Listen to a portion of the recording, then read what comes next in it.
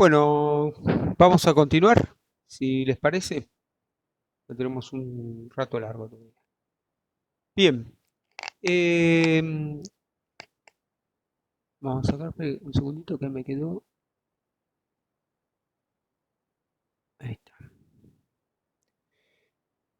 Bueno, vamos a ver que hay, o mejor dicho, muchos autores, investigadores, notaron que había una correlación de datos entre la tensión última del material o tensión máxima del material obtenida de un ensayo de tracción en relación a el límite de fatiga, ¿sí?, del material.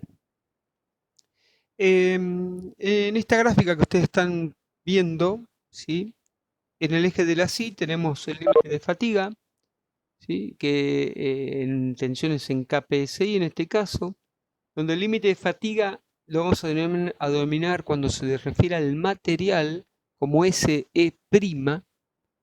por ahora tómenlo así, SE', y en el eje de las X la resistencia última del material, la resistencia obtenida de un ensayo de tracción. Si ustedes observan este gráfico, van a notar que los valores de todos los ensayos realizados demostraron una franja, un valor medio, digamos, que esta línea que se ve aquí, esta línea de 0 que dice 0,5, ¿sí?, que dice 0,5, no, que sería el valor medio de los obtenidos, ¿sí? Un valor 0,6, que es la relación entre S' y S última, y un valor 0,4 de relación entre SE' y S última. A ver que no ubico, acá está. Este 0,5 no veo el cursorcito este. 0,6 y 0,4. Fíjense que la tendencia, ¿sí?, es a que a un determinado nivel de tensión, más o menos en el orden de los 200 megapascales, ¿sí?, de tensión última, la tensión límite de fatiga, ¿sí?, está tendiendo aproximadamente a un valor constante de 100 kPSI. Esto que vemos aquí.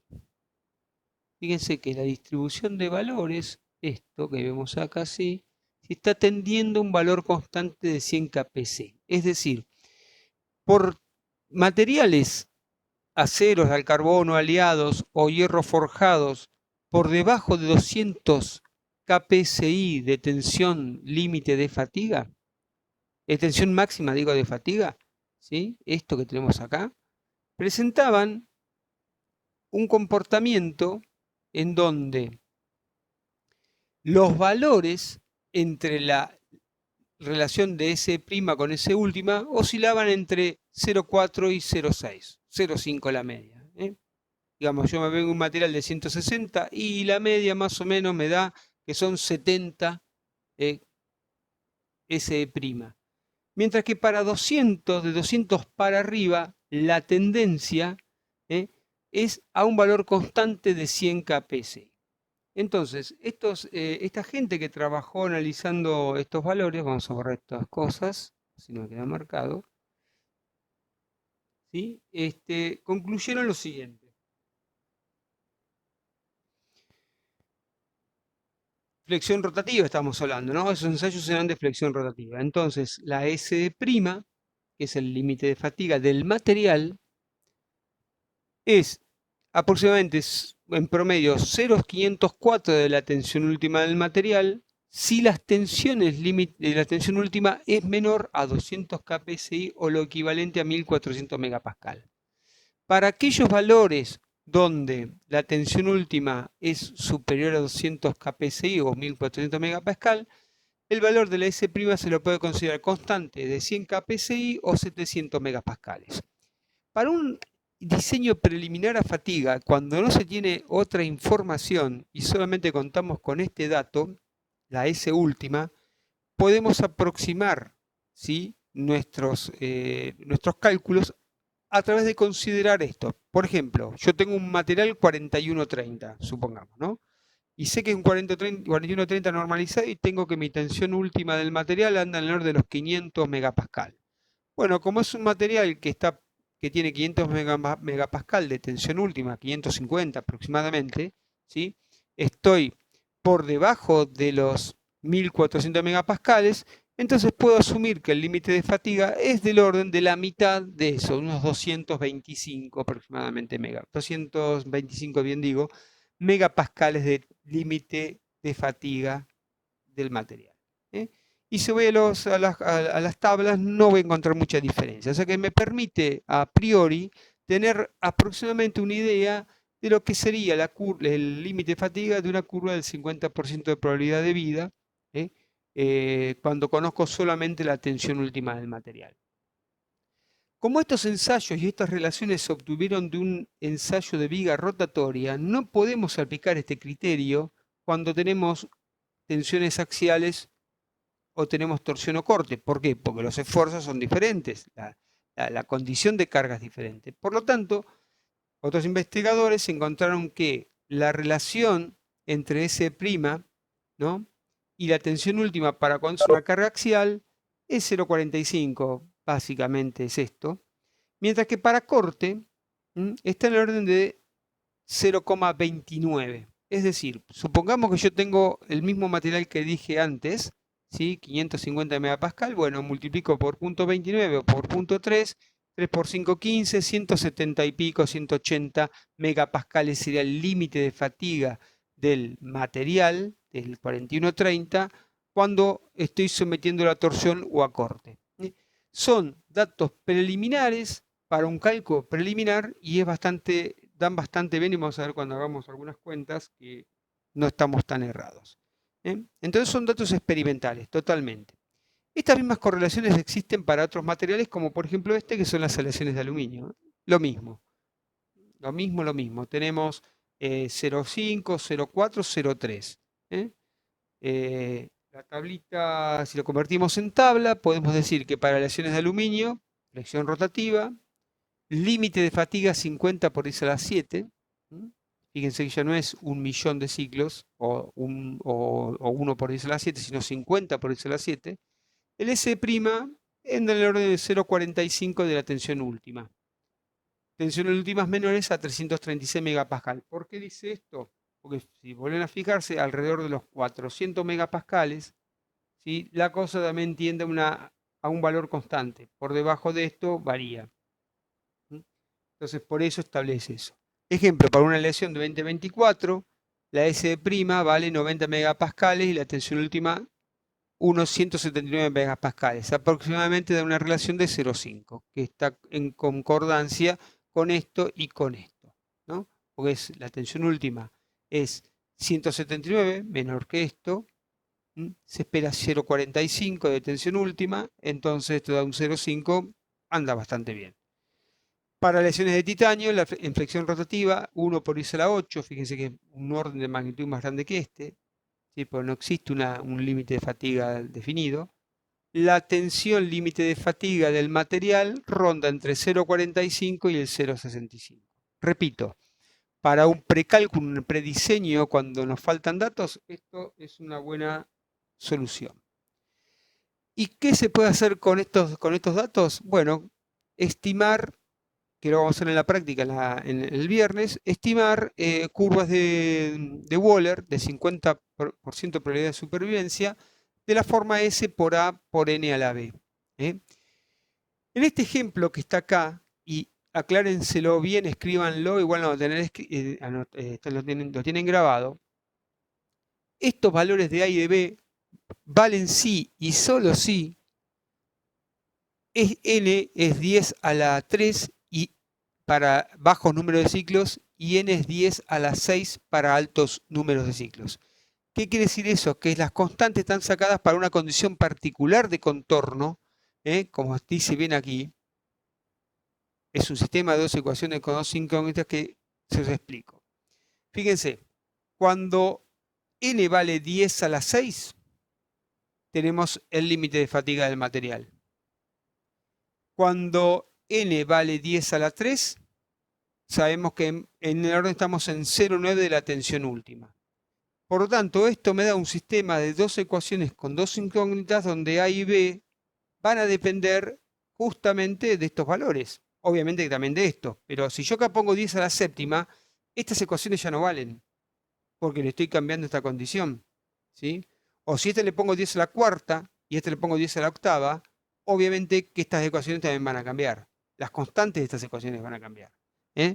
Así que cuidado, cuidado, no utilicen esta ecuación como algo copy-paste, como la uso y sirve, no, porque están obtenidas únicamente para estas condiciones de contorno. Cuidado con eso cuando utilicen estas ecuaciones. Da una buena aproximación de la curva de Wöhler, ¿sí? Para una supervivencia del 50%. Bien.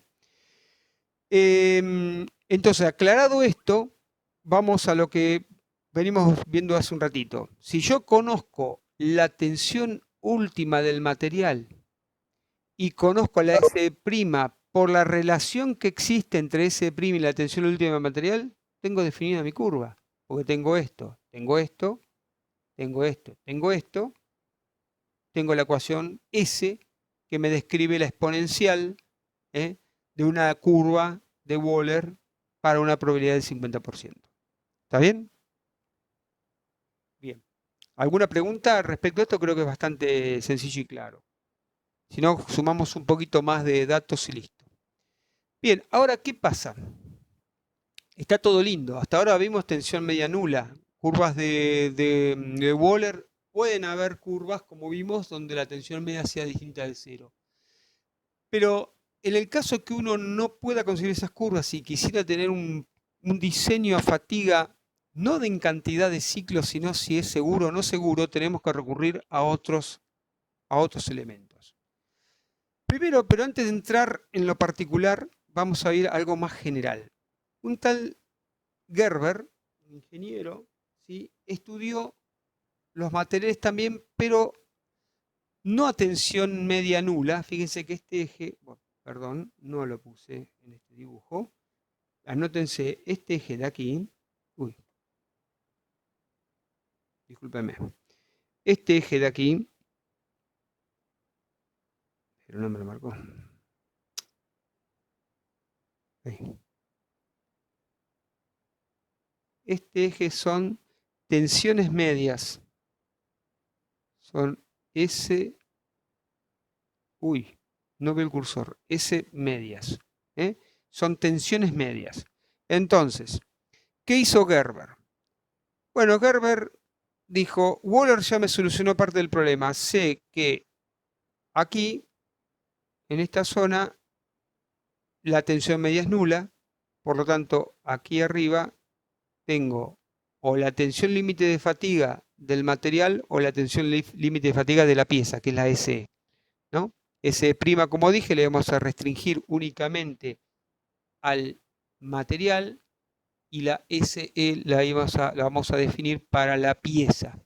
Entonces aquí puso el límite de fatiga del material, lo repitió porque es un ciclo alternado, entonces no es que existe un límite de fatiga negativo, sino que simplemente puso el valor de SE en forma negativo, o sea, del otro lado del eje. Y Gerber agarró y empezó con esto. Dijo, bueno, me paro en un valor diferente de cero, una tensión media diferente de cero. Esta, por ejemplo.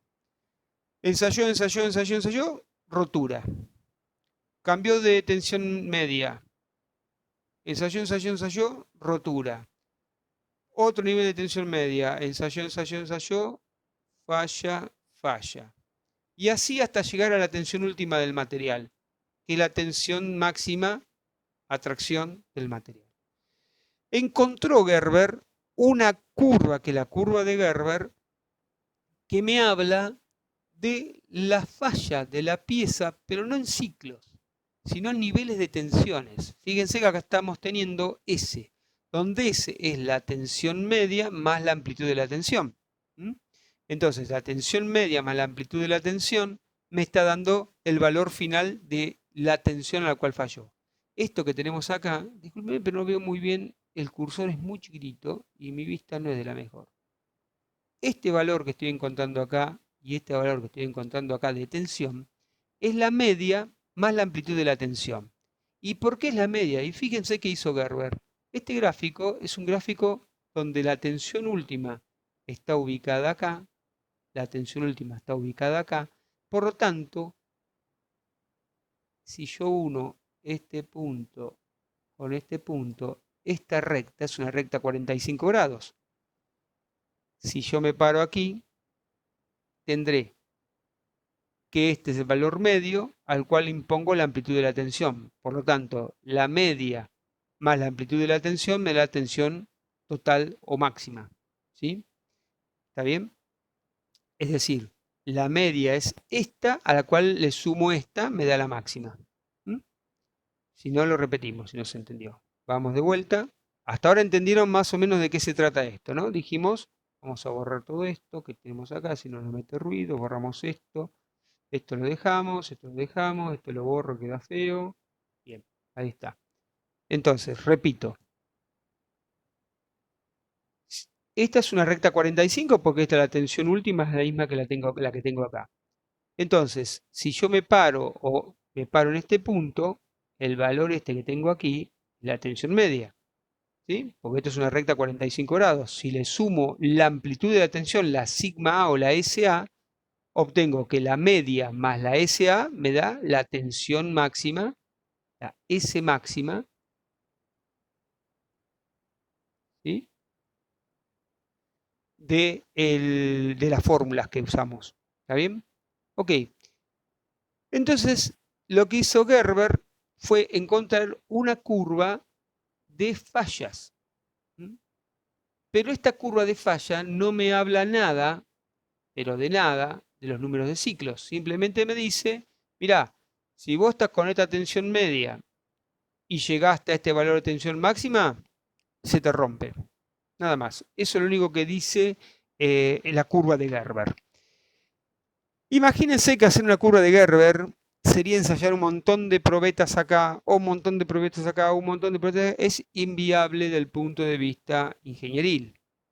Entonces es donde aparece un señor de apellido Goodman que vino a traer una solución ingenieril interesante. Vamos al diagrama directamente, el texto después lo leen, pero yo se lo explico. Entonces, Gerber dibujó un pedazo de la curva nomás. Gerber era esto, ¿sí? Donde esto eran las fallas. Tensiones, tensiones máximas, tensiones medias. Entonces Goodman dijo, no, yo entre la tensión límite de fatiga, sea de la pieza, o sea del material, o sea de la pieza, uno con una recta la tensión última con este punto y hago lo mismo entre la tensión límite, la límite de fatiga del material de la pieza con la tensión última. Y hago este diagrama. Lo dejo a Gerber por fuera. ¿Qué está haciendo Goodman? Y Goodman está desperdiciando una zona donde teóricamente todavía podría tener algún tipo de probabilidad de trabajar. Lo que está haciendo es acotándome el lugar geométrico a través de este triángulo que aparece acá, ¿sí? Donde me está diciendo que la tensión media más la amplitud de la tensión a lo sumo puede valer esto y no esto. Entonces, para una tensión media 1, para una tensión media 2, me está diciendo que a esta tensión media la sumo le puedo sumar la amplitud de la tensión esta, para tener la tensión máxima esta, pero nunca voy a llegar a la falla. En definitiva, estas rectas de Goodman, que es la Goodman original, le llamamos, ¿sí? Es un lugar geométrico donde me está diciendo que si mi tensión alterna, que es esta, cae dentro de estos dos extremos de curva, o acá, ¿sí? Mi diseño es seguro a fatiga, nada más. Pero no me dice la cantidad de ciclos que va a soportar, sino simplemente que es un diseño seguro. Hasta ahí, nada nuevo. Ahora, ¿por qué hicieron esto? Para simplificar las cuentas y simplificar y encontrar una solución rápida al problema. Vamos a ver este diagrama completo de Goodman. Bien digo. Entonces, esto es lo mismo, SE hasta la tensión última, SE hasta la tensión última. Cualquier elemento que me cae dentro de esta zona es un diseño seguro. Ahora, ¿qué pasa? Entre la tensión límite de fatiga y la tensión última existe la tensión de fluencia. Siempre va a estar la tensión de fluencia. Por lo tanto, si yo al diagrama de Goodman original le agrego la tensión de fluencia, encuentro el diagrama de Goodman modificado. Y fíjense, tiro una recta hasta cortar el eje de 45 grados, bajo el shield stress acá también. Por lo tanto, mi nueva curva o mi nuevo lugar geométrico que me define Goodman es ahora este. Tic, tic, tic, ¿no? ¿Qué significa esto? Que Goodman me está considerando que de acá para acá la falla va a estar prevaleciendo por la plasticidad y no por la fatiga. Porque en realidad fatiga es límite elástico, estamos dentro del rango elástico. Entonces, la tensión esta va a ser acá, la tensión esta podrá valer acá, la tensión acá va a poder hacer así. La tensión acá a lo sumo va a poder tener este valor máximo y este valor mínimo. Porque si yo me paso de esto, lo voy a entrar en influencia al material y ya no es fatiga, sino es una combinación de fatiga con plastificación de la sección. Entonces, no vamos a trabajar, no se trabaja y no se diseña en esta zona. Perdón, es horrible el coso este. Discúlpeme, pero es muy malo el tamaño del bolígrafo este. No, no lo veo cuando lo llevo ahí. Y no le pude cambiar la puntita. A ver si lo veo un segundo. Mi vista para cómo no es de la mejor. Ahí. Esta zona, o de esta zona vamos a trabajar lejos de aquí. ¿eh? Nosotros, con el diseño, vamos a tratar de trabajar dentro de una zona de diseño, ¿sí? Que esté aquí. Uf, me salió cerradito ahí, pero imagínense que ese es el ciclo. Digamos, una tensión máxima que podrá estar por arriba de los 40, por ejemplo, PSI o no sé qué son estos, y como mínima en 20, con una tensión media que anda en el orden de los, un poquito más de los 30, para esto que dibujé acá. Y aquí lo vemos expresado en colores. Fíjense, en este diagrama que tengo aquí sobre mi costado, tengo la zona verde, es la zona que le estoy indicando acá. La zona, esta que está acá, es la zona de mean stress line. Bueno, esta es la zona de falla debido a la afluencia, que es todo esto, ¿no? Y esta zona coloradita, naranja, es la zona fallas por fatiga. Entonces, mi tensión debe estar trabajando dentro de esta, o mi ciclo de tensiones, para ser más correcto, y estar trabajando dentro de la zona verde, que es lo que indiqué aquí. Creo que está claro, ¿no? Bien, entonces tenemos el diagrama de, para hacer un resumen, el diagrama de Goodman y el diagrama de Goodman modificado y el diagrama y la curva de Gerber, que es impracticable, pero bueno, pero era una zona de falla, una curva de falla, mientras que es una curva de no falla la de Goodman, ¿no? Es una zona de diseño seguro. ¿Está? Bien, vamos a...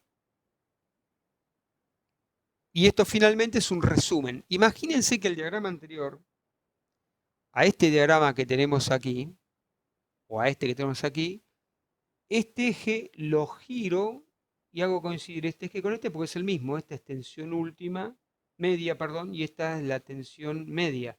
Si esto lo roto así, me va a quedar el diagrama que viene ahora, que es más simple de ver.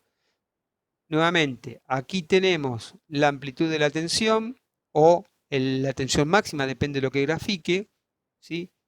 El límite de fatiga para tensión media nula, la curva de Gerber hasta tensión última, la línea de Goodman hasta tensión última, la Goodman modificado, que es cuando tenemos la fluencia, que esta línea de fluencia, y el diagrama es parecido. Acá esta tenía que estar diciendo con esta. Y esta, que es la más conservadora, es la de Soderbergh, que ni la vemos. Pero bueno, hay una curva más conservativa que Goodman modificado y que Goodman, que es la de Soderbergh. Cualquier condición media de tensión y de amplitud de tensión o tensión máxima, depende de lo que estemos graficando acá, cae dentro de esta zona, es un diseño seguro fatiga. ¿Está bien? La ecuación de Goodman cumple esta función. o representa esta función, es la tensión de amplitud sobre la tensión límite de fatiga más la tensión media sobre la tensión última igual a 1.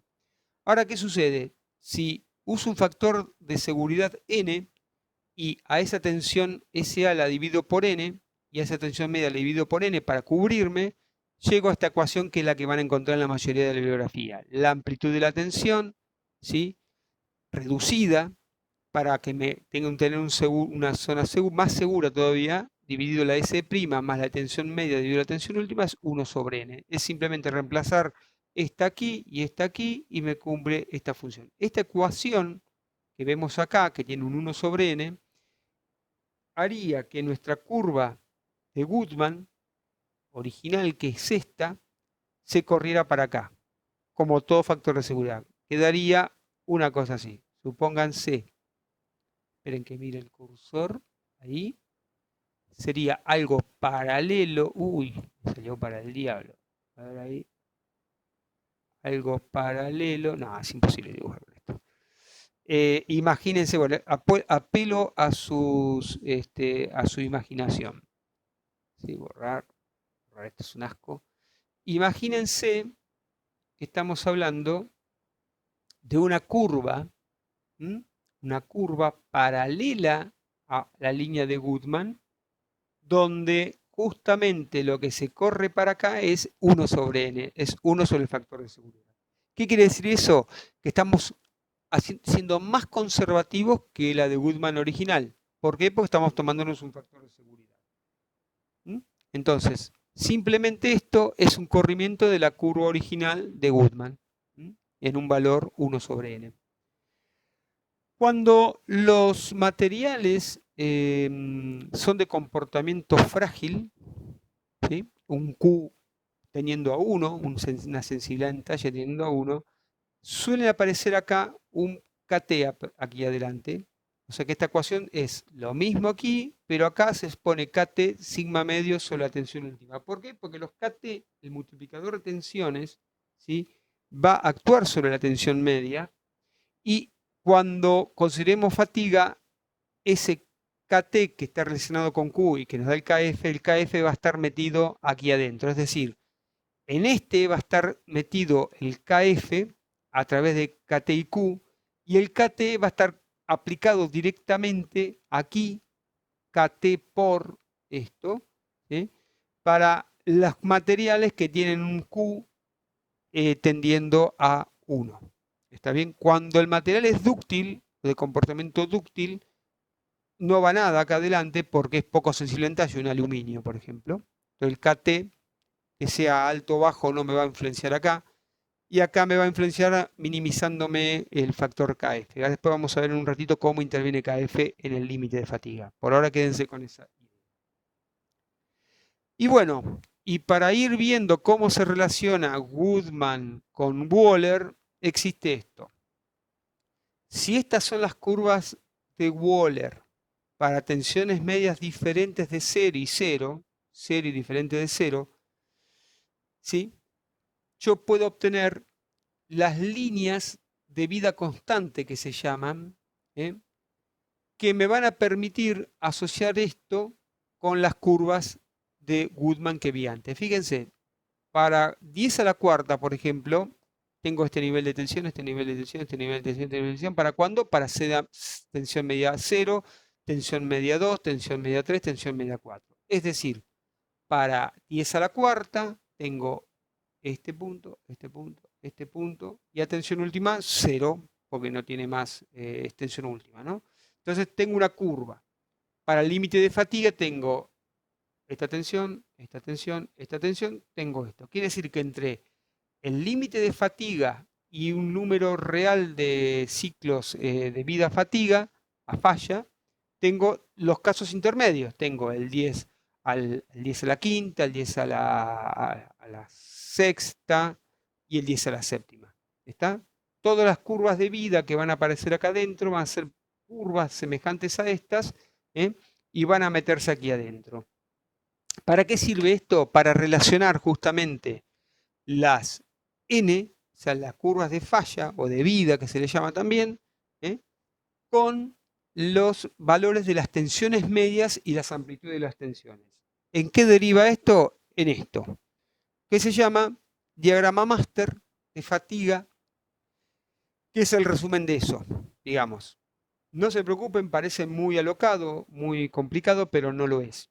Simplemente fíjense que acá tenemos tensiones máximas, que es la amplitud más la media, tensiones y mínimas tensiones, ¿no? Acá tenemos las R, las A no nos interesan, solamente las R, que son las reversiones. Y fíjense que acá tenemos los ciclos, 10 a la cuarta, 10 a la quinta, 10 a la sexta, 10 a la séptima, etc.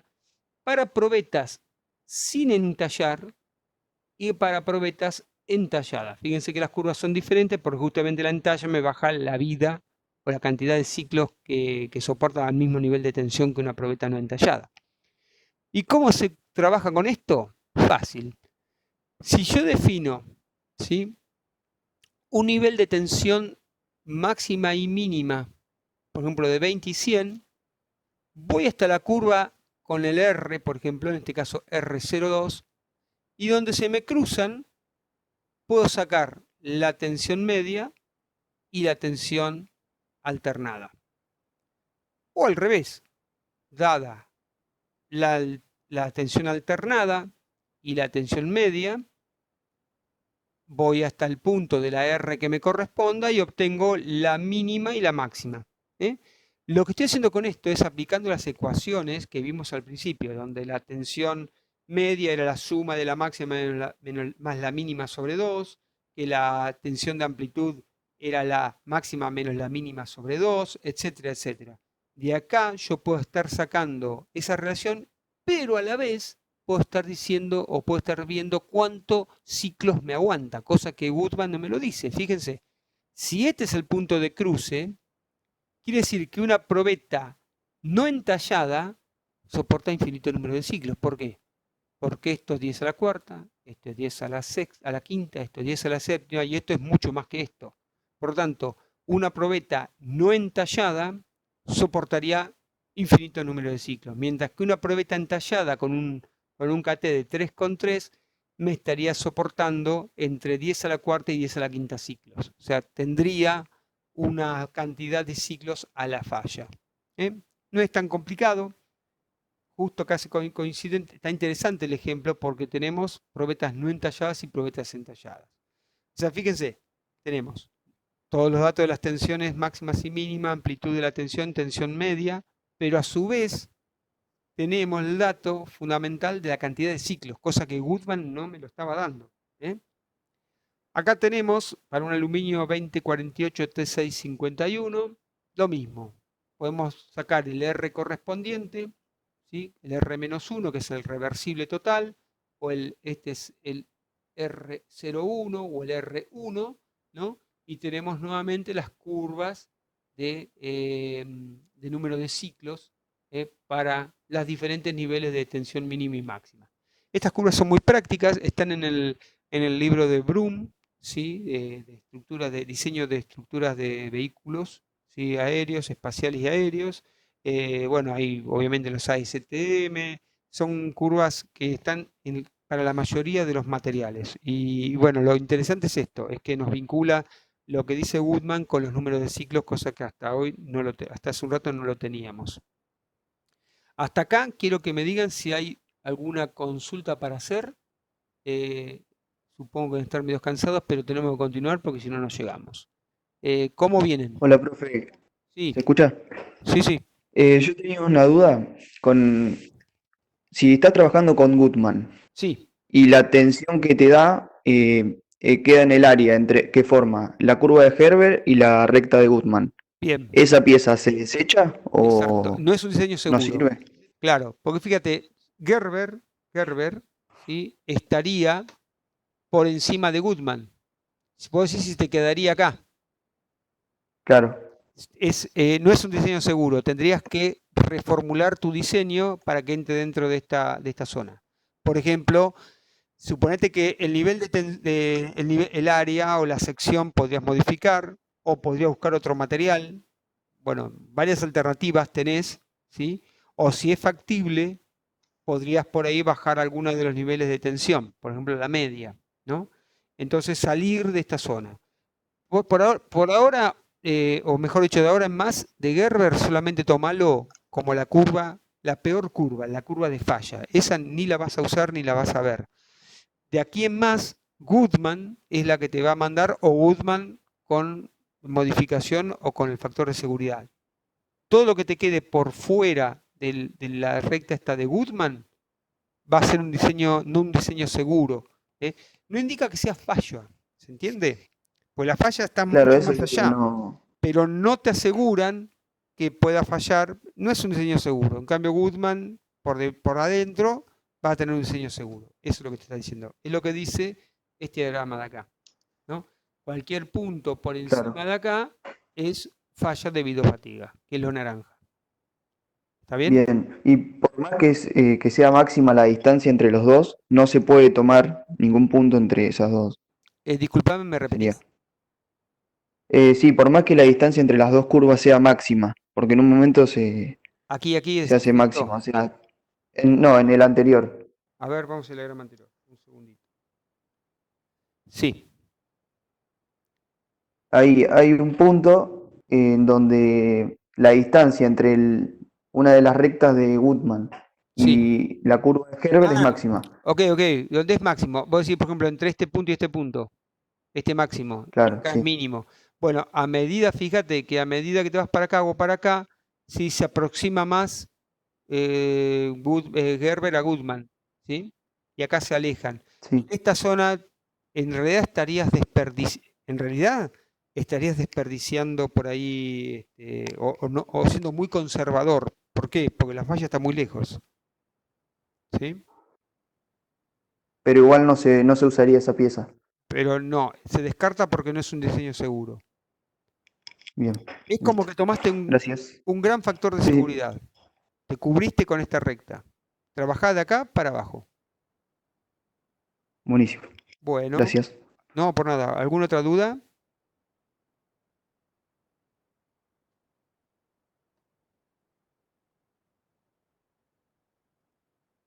¿Cuánto estamos? En 35. ¿Alguna duda, chicos? ¿Continuamos?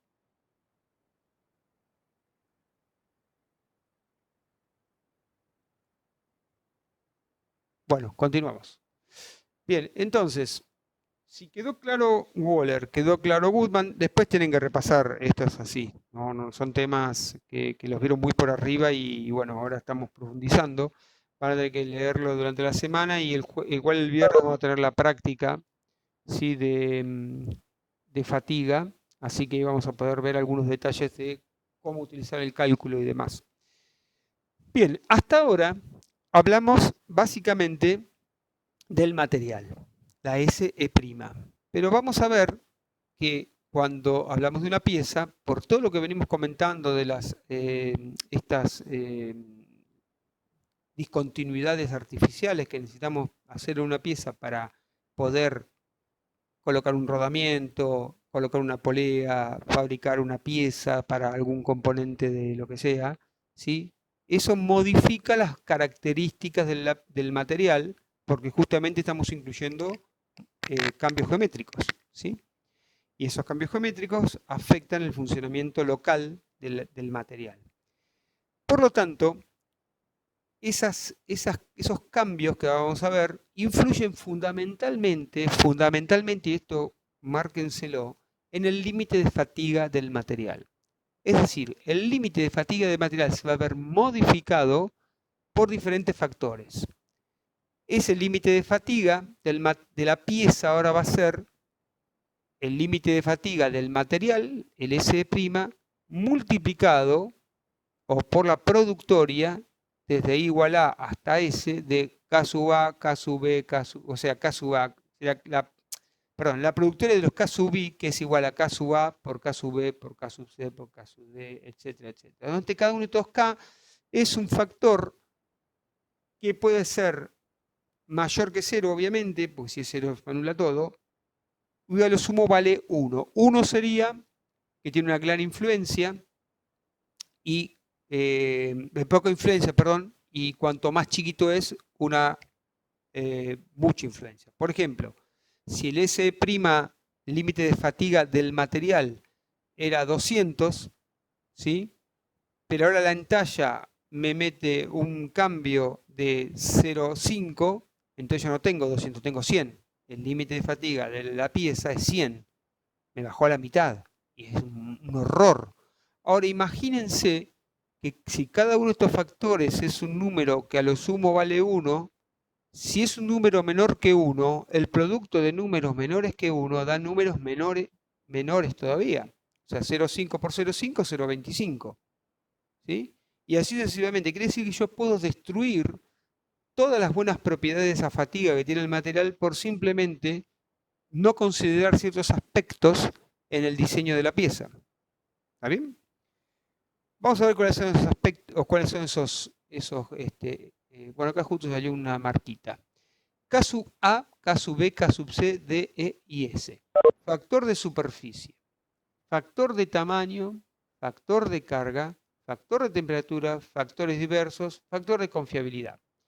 Vamos a ir uno por uno, pero simplemente voy a ir medio rápido porque no os quiero entretener mucho con esto, pero imagínense que la superficie, lo que marqué hoy, ¿se acuerdan de la pieza esa de fatiga que tiene una superficie muy mal terminada, con muchas rayas? Bueno, es un factor que influye mucho. Supónganse un material pulido espejo, o sea, sin rayas o con rayas muy, muy microscópicas, va a tener un factor K tendiendo a 1.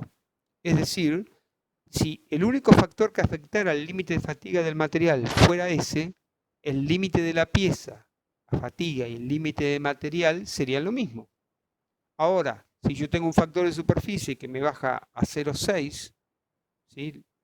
Entonces el límite de fatiga de la pieza sería 0,6 veces, o sea, una reducción de un 40% en el límite de fatiga del material.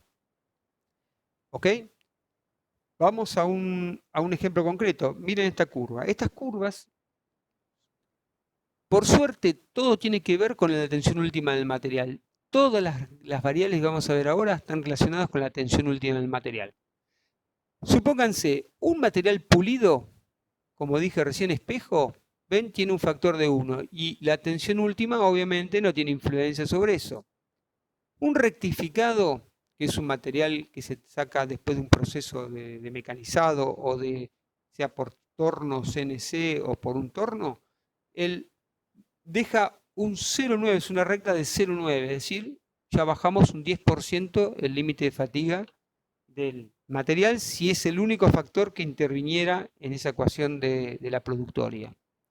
Ahora, cuando empezamos a maquinado y estirado en frío, digamos, sin ningún tratamiento superficial, fíjense que son curvas que varían exponencialmente en función de la resistencia última del material.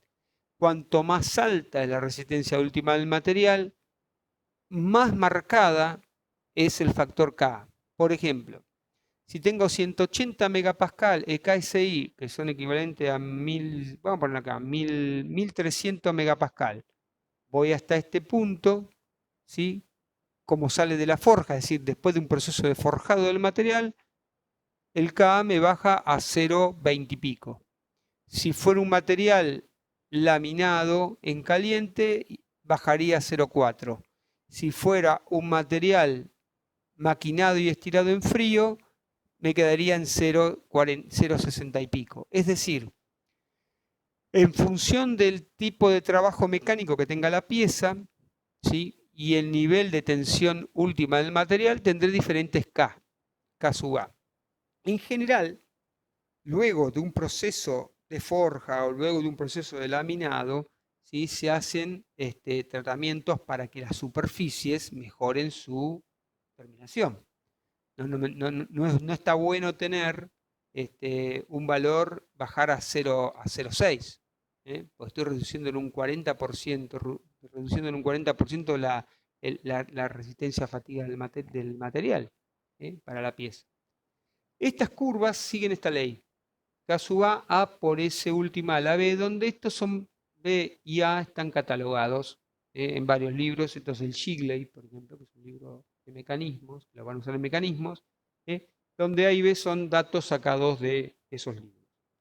Bien, Bueno, y también se puede obtener, si no, el Ka a partir de la rugosidad superficial. Es decir, hay máquinas que miden la rugosidad superficial del material, son las crestas y valles que existen en el proceso de la superficie por el proceso de terminación, y en función de, por ejemplo, de la tensión última y la terminación superficial, voy a poder sacar el Ka. Son dos caminos diferentes para obtener el Ka, ¿sí? Bien, el caso B habla del tamaño, y el tamaño tiene que ver porque todos los datos que estamos viendo hasta ahora son sacados de las vigas, de la viga rotatoria de Moore, es decir, de probetas con secciones y volúmenes de material pequeño. Hay una teoría que establece que cuanto más grande la pieza, más probabilidad de contener fallas internas. Entonces, no es lo mismo un área de la sección de la probeta de Moore que tiene 6 milímetros de diámetro en la parte más de donde se produce el fallo, más o menos, a tener un eje de cientos de milímetros de diámetro, ¿no? Porque obviamente hay una probabilidad de tener más condición de falla. Entonces, estas son todas cosas empíricas, ¿eh? No hay una explicación teórica para esto. Entonces, para carga axial, si es carga axial, el factor de corrección es 1, no afecta. Pero si tenemos torsión y flexión, va a depender del diámetro, el tamaño. Fíjense, si estos son 2 pulgadas o 51 milímetros, puede valer esta ecuación. Es decir, el KB, perdón, va a estar relacionado con esta exponencial. Acá ponemos el diámetro en pulgadas o el diámetro en milímetros y obtenemos un Ka si el diámetro anda entre estos dos valores. Si el diámetro es mayor a 2 pulgadas, fíjense que el KB puede valer entre 0,6 y 0,7. Es bastante importante el efecto, ¿eh? Si este es 0,6 y el anterior también era 0,6, 6 por 6, 36, punto 0, tengo un punto 36 de la tensión límite de fatiga del material. Se me está cayendo a pedazos de la pieza en cuanto del punto de vista de la fatiga. ¿Está bien? Seguimos con los factores. Kc, que es la condición de carga. ¿Sí? Si el Kc, que es el coeficiente este que tiene en cuenta la carga, si es una carga axial y está por debajo de los 220 kPsi, el factor es 0,92, casi 1. Si es mayor a 220, directamente no hay afectación, es decir, carga axial es 1. Si es flexión, como viene de Moore, de la viga rotatoria de Moore, no afecta tampoco. Y si es torsión, reduce en punto 57. ¿Mm? Fíjense que acá se da algo particular. El límite de fatiga, según vimos hace un rato, para una viga rotatoria, de viga rotatoria, pero llevado a corte, era un 0,27 por la tensión última del material. Pero a su vez, si nosotros consideramos el factor este de carga, es un 0,27 por 0,577 por el límite por la tensión última del material, si sacáramos una aproximación del límite de fatiga del material. ¿Se entiende?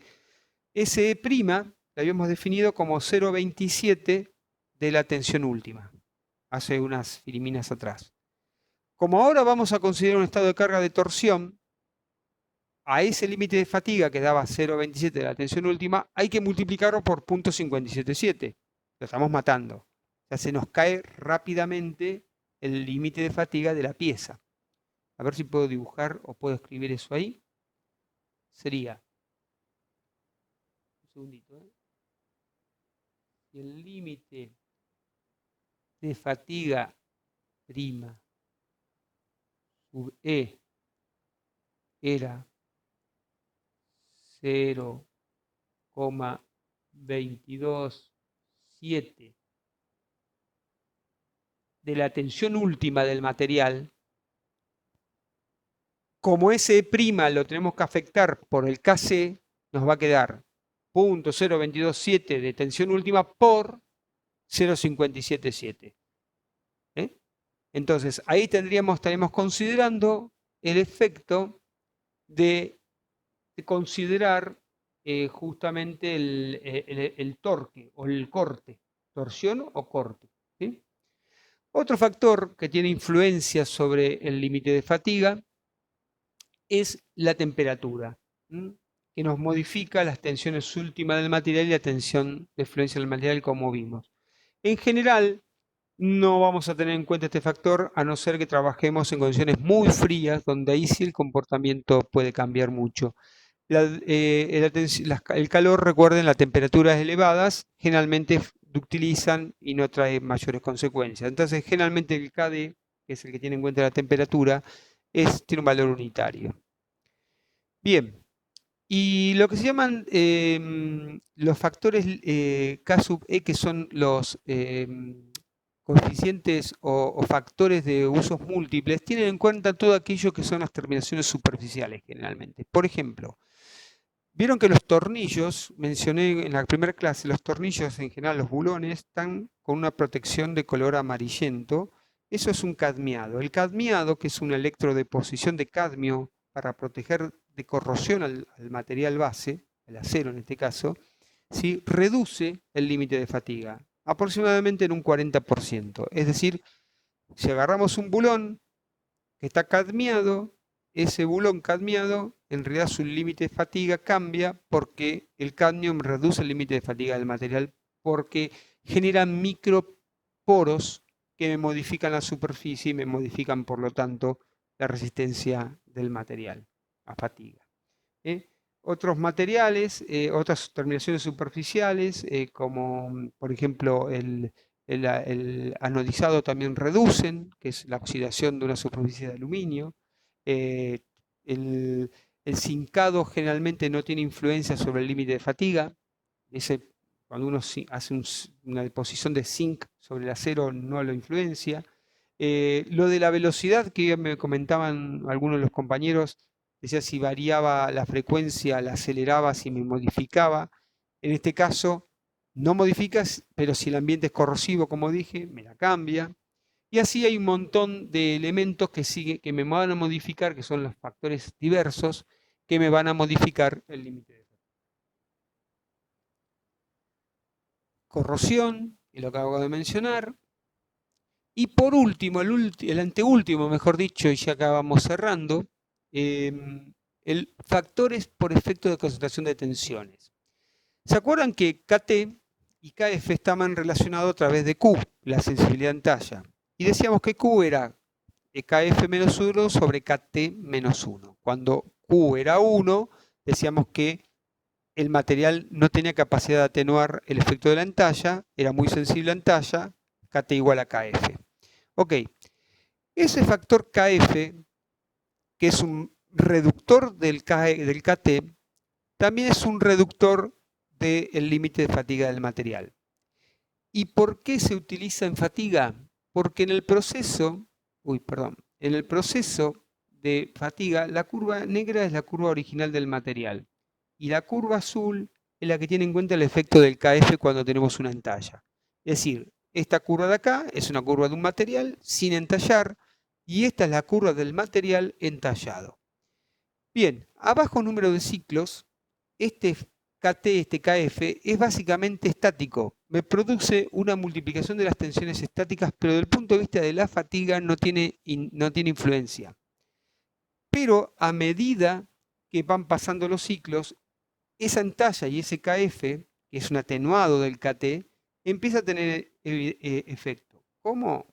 Bajándome el nivel de resistencia del material, ¿sí? Hasta que en algún momento, si presenta el límite de fatiga, me reduce en 1 sobre KF al límite de fatiga del material para la probabilidad de vida correspondiente. Fíjense, si me paro acá y pongo un nivel de tensión como este me está diciendo que mi material entallado, ¿sí? Mi material con entalla, resiste menos número de ciclos, o sea, vive menos o tiene una vida más corta, que un material que no está entallado, lo cual tiene lógica, ¿no es cierto? Porque si nosotros tuviéramos, si nos diera que el material entallado resiste más ciclos, haríamos todo con entallas y no nos preocuparíamos por analizar todo lo que estamos analizando. Este número de ciclo es menor que este número de ciclos, por lo tanto, este soporta a igual tensión, menos ciclos que el material original. Al final de los ciclos, como la tendencia es asintótica, pues tanto esto puede ser una 0, mi límite de fatiga, que originalmente era este, ahora mi límite de fatiga es este, se me redujo en el máximo, 1 sobre KF. Acá es menor que 1 sobre KF, el KF es más grande, digamos, no tiene tanta influencia, y en este punto final la influencia del KF es total. Es decir, hacia el final de los ciclos, ¿sí?, la influencia de KF reduce el límite de fatiga en ese valor. Por lo tanto, es importante calcular KF, porque si fuera un material, por ejemplo, totalmente sensible a entalla, Q igual a 1, supongamos que KF era 3. Entonces, si Q es 1, KF igual a KT. Eso se me reduce en 3 veces. Ahora, si es un aluminio que reduce, si era 3, me reduce en 2,5, bueno, el KF es 2,5, no es lo mismo que 3. ¿Sí? Reducir en 2,5 que reducir en 3, o reducir en 2 que reducir en 3, no es lo mismo. Es menos perjudicial para el material. Muchas veces se comete un grave error, lo he visto en los parciales, lo he visto cuando se les pregunta, o en alguna consulta cuando les pregunto cómo es esta curva, y algunos me dicen que el material a fatiga hace esto. Y esto está mal desde el punto de vista conceptual, porque aquí estamos en la zona de bajos ciclos, 10 a la 3, por lo tanto, en 10 a la 3 la influencia de la fatiga no es importante y estamos penalizando terriblemente al material aplicándolo acá al KF. Entonces, la variación de KF es de forma exponencial semejante a cómo varía, ¿sí?, la curva de Wöhler. ¿Está bien? Bueno, un poquito más. Y acá tenemos, por último, lo que tiene en cuenta la confiabilidad. Como nosotros usamos generalmente la curva del 50% de probabilidad de vida, no es necesario afectarla por nada, porque es 1 el factor. Pero a medida que nosotros aumentamos la confiabilidad, por ejemplo, el 99,99% de probabilidad de supervivencia, esto factor es 0,7. 0,75, 0,82, 0,87, 0,91. Entonces, en una curva, calculándola, deberíamos considerar, si consideramos el 99% de probabilidad de supervivencia, un factor de 0,82 en la productoria. En definitiva, si mi superficie no es muy buena, 0,9. Si a esa superficie de 0,9 no tiene el tamaño es adecuado, es 1, o sea, 0,9 por 1, 0,9. El efecto de la carga es 1, es por 1, 0,9. La temperatura no afecta, 1, 0,9. Es cadmiado, 0,4. 0,9 por 0,4, 4 por 9, 36. 0,36. Y si a su vez consideramos una confiabilidad de 0,82, 0,36 por 0,82, vamos a poner 0,4, 4 por 8, 32, 0,32 es el factor final que afectaría al límite de fatiga del material. Lo estamos matando. ¿Se entiende lo que digo? De tener 1, tenemos bajo un 70% o un 60% el límite de fatiga del material. ¿Está? Entonces, terminando con los factores, vamos a un ejemplito final de lo que es una mala consideración de un diseño a fatiga. Esta es la pala de un Robinson R44, una pala del rotor principal. Son de aleación de aluminio, recubrimiento de aluminio, hay honeycomb de aluminio dentro, borde de ataque, todo de aluminio son las palas, aleación de aluminio. ¿Sí? Fíjense esto, viene con una cuerda desde la raíz hacia la punta de la pala, con una cuerda constante y luego aumenta la cuerda. Bueno, una transición abrupta, sin un radio de acuerdo adecuado, produjo esto. Si ustedes ven bien, la fisura se propagó casi hasta el larguero principal, que pasa por acá adelante. Este es el borde de ataque de la pala. Aquí ven casas, ¿ven? Esto es un parque. Esto fue en Nueva Zelanda. El piloto llegó a detectar un alto nivel de vibración y aterrizó. porque no estaba muy alto. Cuando bajaron, revisó las palas y se encontró con que tenía una fisura de este tamaño, casi del 90% de la longitud de la cuerda. Bueno, están vivos porque las máquinas son muy buenas. Pero bueno, es un tema típico de un grave diseño de fatiga por concentración de tensiones. Las palas de los helicópteros, estos elementos, están sometidas a cargas cíclicas todo el tiempo, tanto el paso cíclico como el declaw, que es un atraso adelanto que sufre la pala, producen en esta zona donde hay un cambio abrupto de sección, zona de concentración de tensiones, cargas cíclicas que hicieron propagar una fisura que fue bastante rápida la propagación, al punto que casi pierden el 50% de la pala. O sea, de esa falla no hay escapatoria. Era muerte segura porque no hay forma de salir de la situación. Bien, esto en cuanto a la presentación. Hasta acá llegamos. Necesitaría que me digan si sé que fue largo, sabía que iba a ser así. Si les parece algún nivel de consulta que quieran hacerme, porque después el viernes vamos a ver la práctica y agregar un temita más, que es la parte de fail safe y otras cosas más de Miner, pero para la práctica. Pero si quieren hacerme alguna consulta sobre lo que vimos o si en el proceso de decantación de conocimientos les surgen dudas, escríbanlas y se las presentan a sus colaboradores, sus ayudantes o a mí o como quieran.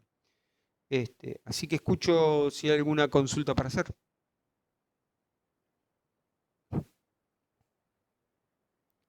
O se fueron todos. A ver qué cantidad de gente hay. No, acá estamos, claro. Firme, qué grande. Bueno, no sé los alumnos si tienen alguna consulta para hacerme. Bueno, creo que tienen más ganas de irse a descansar que otra cosa, pero bueno, para el resto de la gente, el viernes nos vemos en la clase de materiales, la parte de teoría, de práctica, perdón. Y para los grupos míos, el miércoles los espero en el horario que hemos quedado para consultas que quieran hacer de CRIP o si les surge algo de fatiga, lo atendemos. Estimados colaboradores, ¿alguno tiene algo que decir o algo que acotar o están tan cansados como el resto? Claudio, no tengo acotaciones. Bueno, perfecto, Mariano. Sí, yo tampoco. Bien. Hasta el momento nadie me mandó un correo diciéndome nada, así que aquellos que están disponibles que me escriban, así coordinamos. Bueno, por el tema del Moodle. Bueno. Lo que sí estaría bueno es que sí, que agarren y revisen toda la teoría y nos comenten a ver qué es lo que Exacto. no entendieron y pegamos un repasito el viernes. Exacto, porque es un tema largo y muchos conceptos, algunos nuevos, ¿no?